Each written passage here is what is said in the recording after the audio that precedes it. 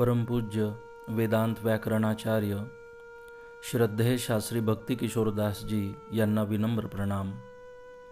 शास्त्री भक्ती किशोरदास जी म्हणजे निखालस, निर्दोष व समरस व्यक्तिमत्व।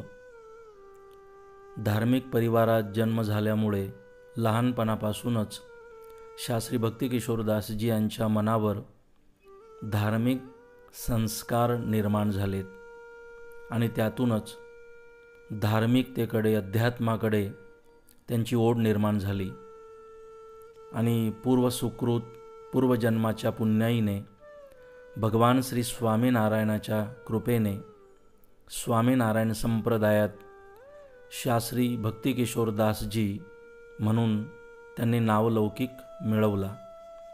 भगवंताच्या कृपेने आध्यात्मिक धार्मिक परंपरेत एक क्रांतिकारी संत म्हणून ते उदयास आलेत।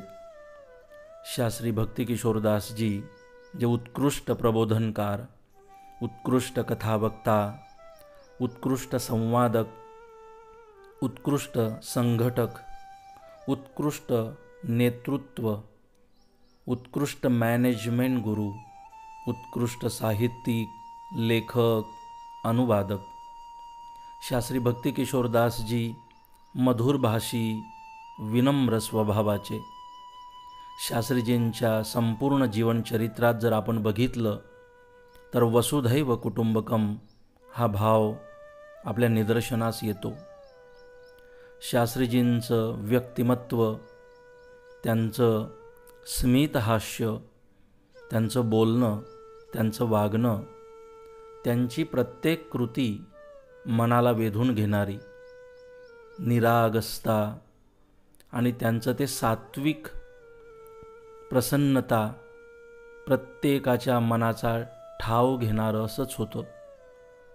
शास्त्रीजींचं संपूर्ण जीवन स्वामीनारायण संप्रदायासाठी आणि सर्वच संप्रदायांच्या समरसतेसाठी त्यांनी व्यतीत केलं। संपूर्ण संप्रदाय, संपूर्ण पंथ, मत, परंपरा या सर्वांशी त्यांनी जोडून घेतलं आणि सर्वांना स्वतःशी जोडून घेतलं। त्यांच्यातील समरस हा स्वभाव त्यांना शोभून दिसतो किंवा त्या स्वभावामुळे ते शोभून दिसतात। प्रत्येक व्यक्तीबद्दलची आत्मीयता आणि प्रत्येक व्यक्तीला शास्त्रीजींचं माझ्यावर खूपच प्रेम आहे आणि शास्त्रीजींचं माझ्यावरच जास्त प्रेम आहे हा एक भाव प्रत्येकाच्या मनात त्यांनी निर्माण केला। त्याला कारण त्यांचा स्वभाव। आज खूप मन विषण्ण आहे, मन खूप भरून आलं आहे। शास्त्रीजींच्या आठवणी मनात उचंबळून येत आहेत। त्यांचं कर्तृत्व, त्यांची विनम्रता, त्यांनी कायम आपल्यापेक्षा मोठ्यांना दिलेला आदर, सम्मान आणि आपल्यापेक्षा लहान असलेल्यांना सोबत घेणं, त्यांनाही समजून घेणं, आधार देणं आणि त्यांनाही मोठं करायचा प्रयत्न करणं, सगळं काही मनाचा ठाव घेणारं आहे। आणि आज त्यांच्या हृदयात, मनात आठवणी दाटून येत आहेत।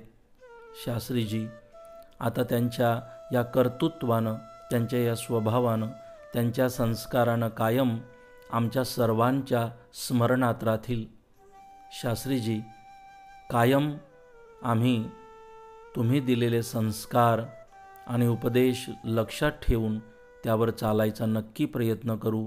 आपल्या या समरस जीवनाला, आपल्या या विवेकपूर्ण जीवनाला आमचा प्रणाम आणि कायम अशीच आमच्या सर्वांवर तुमची कृपादृष्टी राहावी, तुमचं प्रेम कायम राहावं अशी आपल्या चरणी प्रार्थना आणि सर्वांच्या, सर्व संप्रदाय आणि सर्व भाविकांच्या मार्फत आपणाला जय स्वामीनारायण, दंडवत प्रणाम।